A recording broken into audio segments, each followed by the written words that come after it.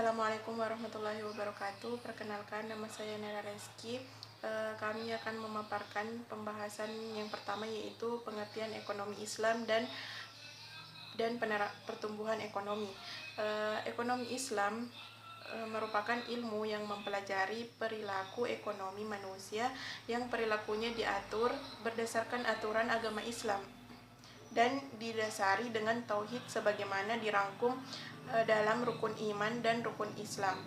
Sedangkan pertumbuhan ekonomi merupakan peningkatan nilai serta jumlah produksi barang dan jasa yang dihitung dalam suatu negara dalam suatu kurun waktu tertentu, berdasar kepada beberapa indikator, misalnya naiknya pendapatan nasional, pendapatan per kapita, jumlah tenaga kerja yang lebih besar dan jumlah pengangguran, serta berkurangnya tingkat kemiskinan dalam ekonomi Islam.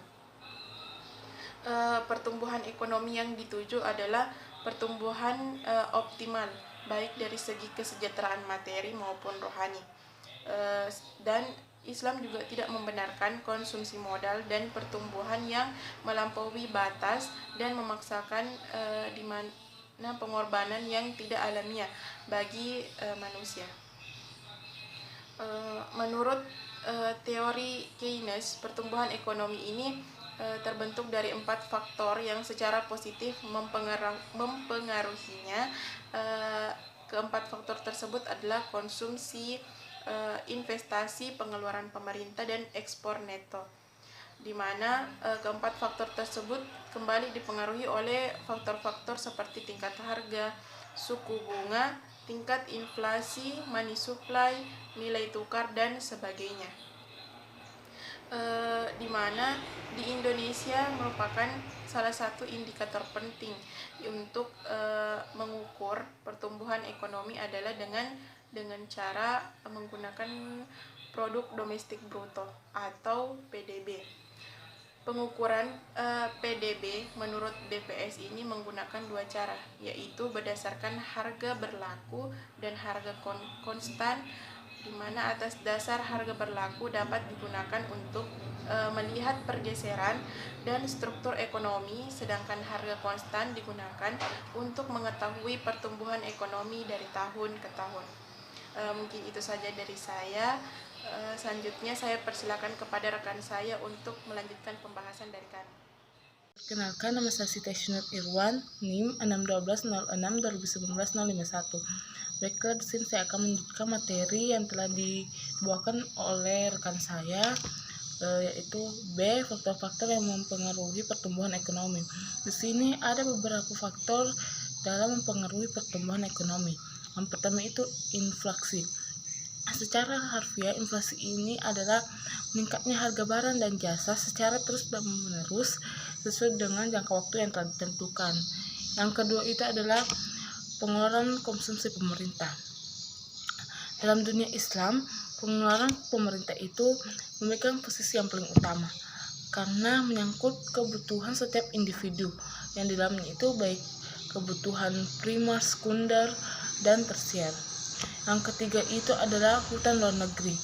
Di sini dalam Muhajirin itu mengungkapkan bahwa terdapat dua pandangan yang menyangkut hutang luar negeri ini. Yang pertama itu adalah kelompok yang setuju dengan anggaran berimbang dan kelompok yang memperbolehkan dengan anggaran defisit. Yang keempat itu adalah pembiayaan syariah. Dalam pembiayaan syariah ini terdapat 2 aspek yang perlu diperhatikan. Yang pertama itu adalah aspek syar'i, yang kedua itu adalah aspek ekonomi. Aspek syar'i ini dalam melakukan pembiayaan terhadap nasabah, yaitu kita harus tetap berpedoman kepada syariat Islam. Contohnya saja tidak mengandung unsur riba. Yang kedua itu adalah aspek ekonomi. Selain kita berpedoman kepada syariat Islam, kita juga harus mempertimbangkan perolehan keuntungan. Yang kelima itu ada sumber daya manusia. Sumber daya manusia ini adalah sangat efisien terhadap meningkatnya suatu pertumbuhan ekonomi, di mana pekerja itu harus profesional dan menanamkan sikap moral. Profesional ini adalah menetapkan keterampilan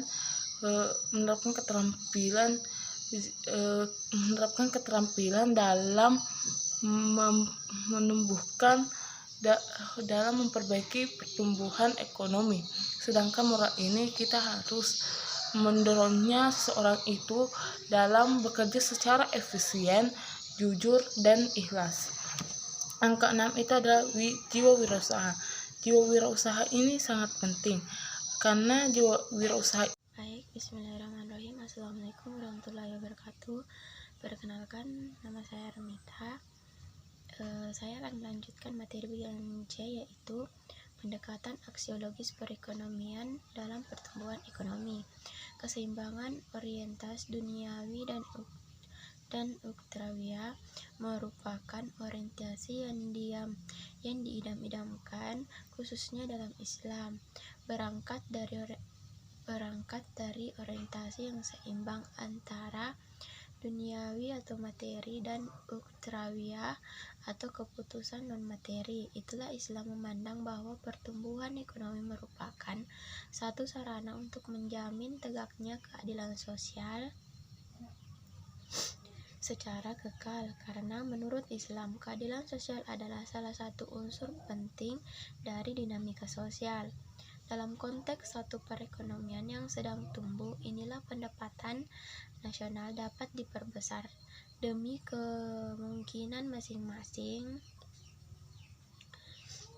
dalam pertumbuhan yang lebih jelas unggul dibandingkan dengan lingkungan spesial lainnya yang berisi orang-orang yang sebagian menikmati sementara yang lain menjadi korban.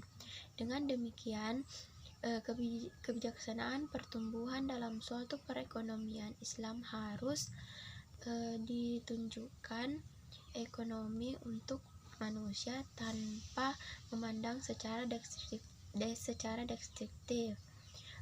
antara salah satu kelompok dengan kelompok yang lainnya.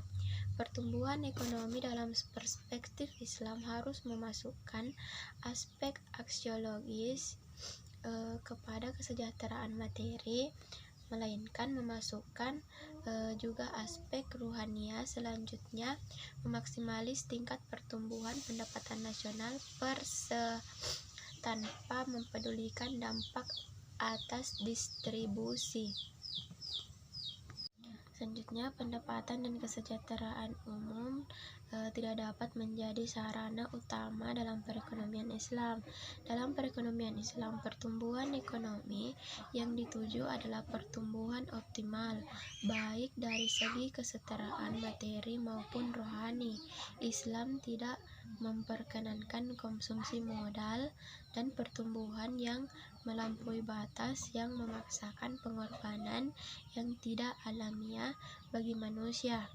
Jadi, menurut Islam, tingkat pertumbuhan yang rendah yang tinggi dengan distribusi pendapatan yang merata akan lebih baik daripada tingkat pertumbuhan yang tinggi tidak dibarengi dengan distribusi yang merata. Namun demikian, yang lebih baik dari keduanya adalah pertumbuhan yang tinggi tanpa pemaksaan pengorbanan yang tidak alamiah dari manusia dan disertai dengan distribusi pendapatan yang merata.